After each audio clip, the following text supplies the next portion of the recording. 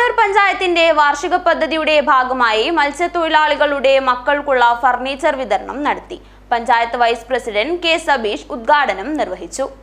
അജാനൂർ പഞ്ചായത്തിന്റെ വാർഷിക പദ്ധതിയിൽ ഉൾപ്പെടുത്തിയാണ് മത്സ്യത്തൊഴിലാളികളുടെ മക്കൾക്ക് ഫർണിച്ചർ വിതരണം ചെയ്തത്. Ajanur panchayat vice president K Sabeesh ഉദ്ഘാടനം നിർവഹിച്ചു. നമ്മുടെ കേരളത്തിലെ വിദ്യാഭ്യാസ മേഖല വലിയ മുന്നേറ്റമാണ് ഉണ്ടാക്കിയിട്ടുള്ളത്.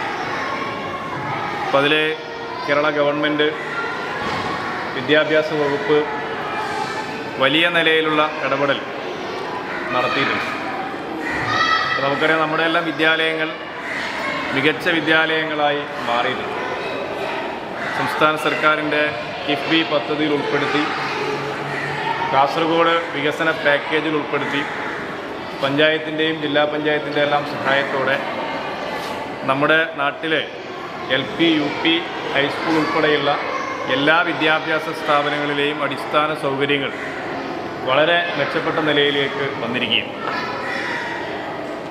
സർക്കാർ സ്കൂളുകളുടെ നിലവാരം മെച്ചപ്പെടുത്താൻ ആവശ്യമായിട്ടുള്ള കാര്യങ്ങൾ ചെയ്യുമ്പോൾ പഞ്ചായത്ത് എന്ന നിലയിൽ സ്കൂളിൻ്റെ നിലവാരം മെച്ചപ്പെടുന്നതോടൊപ്പം തന്നെ കുട്ടികളുടെ അക്കാദമിക് നിലവാരം നമുക്ക് മെച്ചപ്പെടുത്താൻ ആവശ്യമായ നിലയിലേക്കുള്ള കാര്യങ്ങൾ ചെയ്യണം.